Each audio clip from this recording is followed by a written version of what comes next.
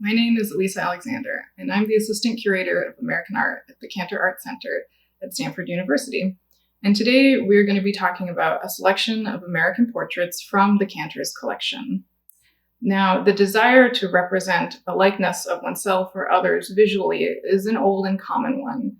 But historically, especially within the United States, the ability to have oneself represented through a painting, a sculpture, or drawing was not always the most accessible to everyone.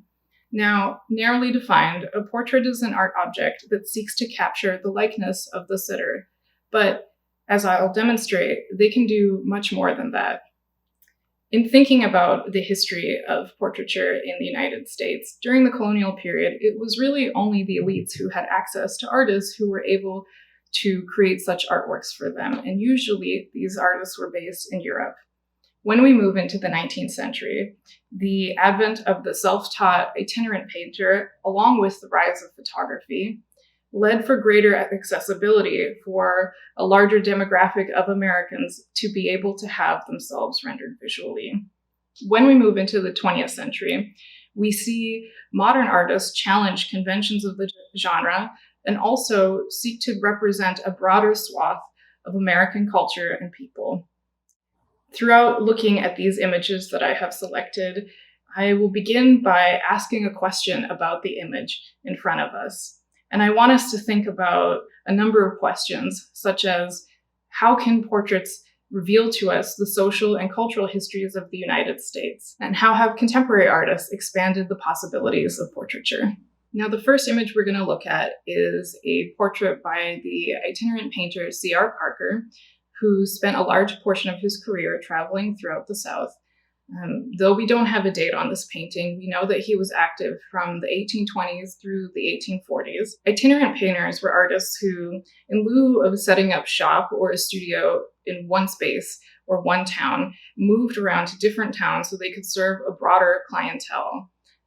Usually these artists didn't have formal fine art training. We may ask ourselves when looking at this image, how can a portrait help manage grief?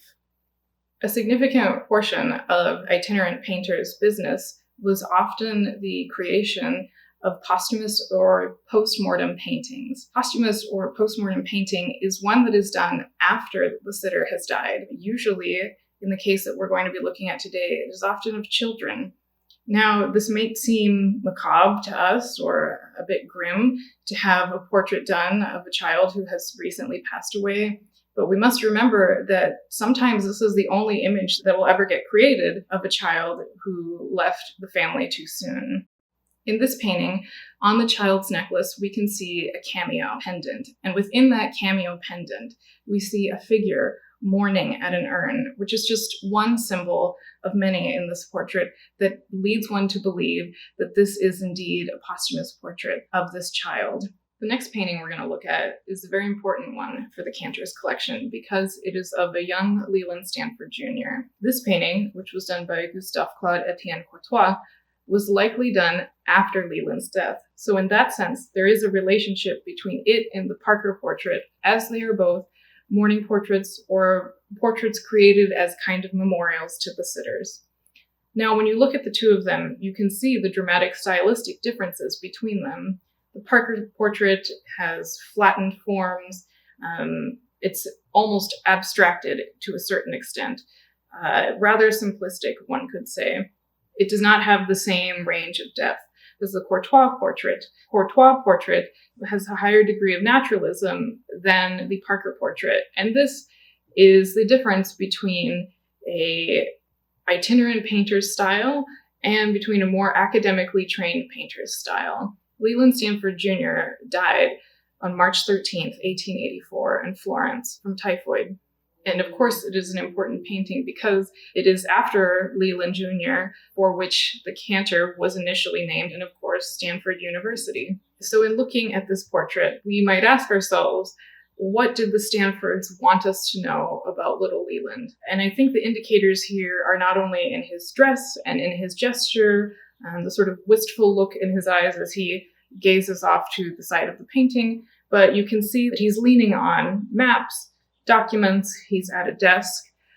He was, by many accounts, a precocious child.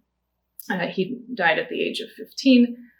And so we might think that the Stanfords here want us to remember Leland as the young intellectual, budding intellectual that he was. And it reflects his interests, which included travel. He was on his second grand tour when he passed away.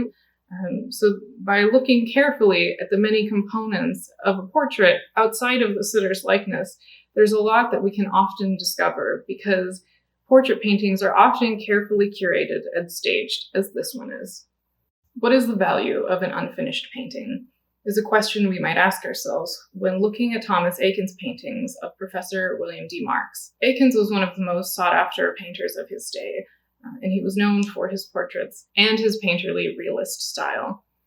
In this painting, we can see that Professor Marks's face and hands are finished to a high degree, which makes sense because these are among the most important features that one would want to capture in a portrait painting, while the rest of the ground remains relatively unfinished, exposing Eakins' energetic brushwork in the background.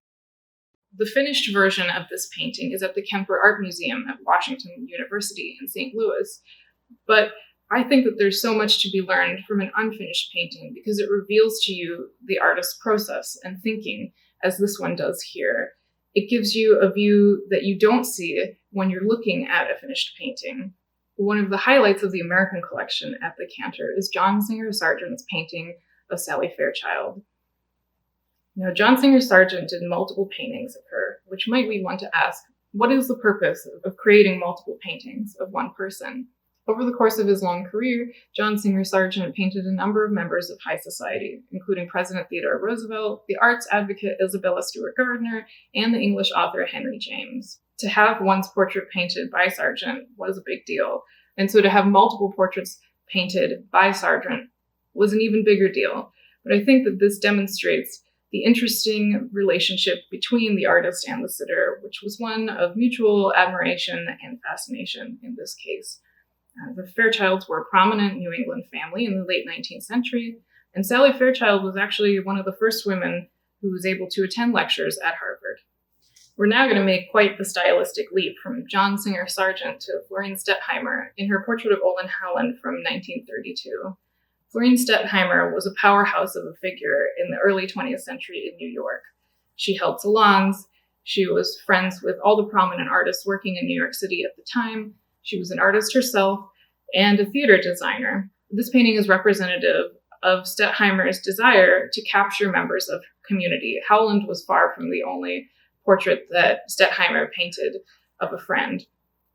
So this painting is actually labeled Spring 1932, parentheses, Portrait of Olin Howland. And I think that it's an apt title because you can see that the figure who we presume to be Howland is actually relatively small in comparison to the rest of the composition. The composition and the style and the color palette are all very trademark Stettheimer. There's a kind of joyous vibrancy to her work, and I think that that is reflective of her milieu, of her time, of the moment, and of the community that she was trying to capture. So with this painting, I wanted to consider it with the question, how can a portrait help capture a community? And I think this painting does just that. It captures not only a kind of abstracted representation of Howland, but the vibrancy of New York City life in this moment in the 1930s. Olin Howland was an American film and theater actor, and he starred in more than 200 films over the course of his long career. Howland was also a dancer. As you can see here, he is captured mid-movement in the foreground of the painting. Stettheimer was actually the first woman to receive a retrospective at the Museum of Modern Art in 1946, and the show was curated by her good friend and artist, Marcel Duchamp. How can a portrait honor a relationship? In looking at Gwendolyn Knight's portrait of Augusta Savage, this is the question I'd like to consider. This painting is one of my favorite paintings in the Cantor's collection because it is a moving tribute from a student to a teacher. Augusta Savage was a prominent teacher during the Harlem Renaissance, and Gwendolyn Knight and later her husband, Jacob Lawrence, were both students of Augusta Savage. Now, both Gwendolyn Knight and Augusta Savage were very prominent members of the art world surrounding the Harlem Renaissance, but often their careers have been overshadowed by their male counterparts. So here, in Knight's signature style, the relatively flattened forms, the spare palette, the straightforward gaze, she captures this very dignified image of her important teacher. Augusta Savage directed the Harlem Art Workshop for a time, which was one of the largest free art programs in New York City. And this painting was actually done a number of years after the death of Savage, proving that even after her passing, Knight still considered and thought of her often as an important person throughout the course of her life and career. Alice Neel was one of the most important and prominent portrait painters of the 20th century, and she painted a number of portraits of well-known figures like Andy Warhol and Frank O'Hara. But this portrait, the Arab, the sitter's name remains undisclosed. And so we might consider the question, is it still a portrait if we do not know the identity of the sitter? Neel chooses only to identify the sitter by his ethnicity, calling him the Arab, something we might not consider today, but we remember that this painting was created in 1976. Now, this was made after Neel moved away from Spanish Harlem to the Upper West Side.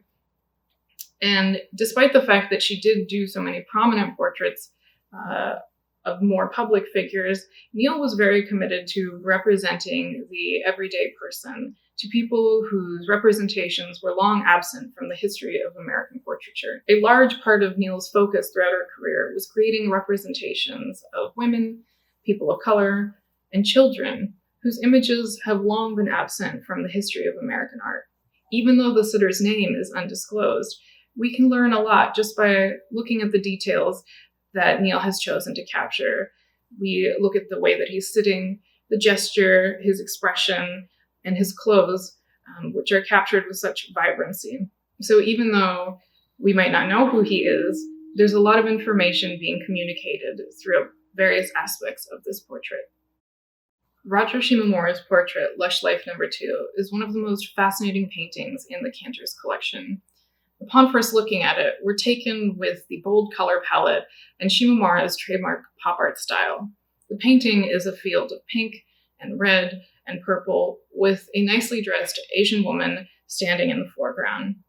But when we look closer, we see in the background the image of an internment camp with a barbed wire fence.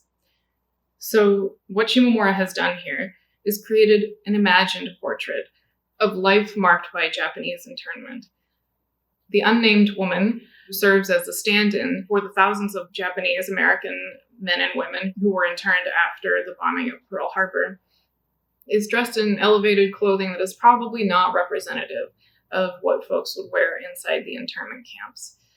So this is a kind of imagined image of what life would have been like for Japanese Americans had they not been interned.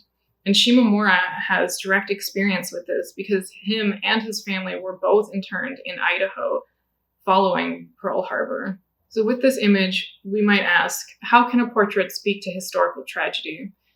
In this way, I think the portrait is not necessarily of a person or a single person, but it's really a portrait of a memory, of a time, of a historical tragedy, of a moment in American history.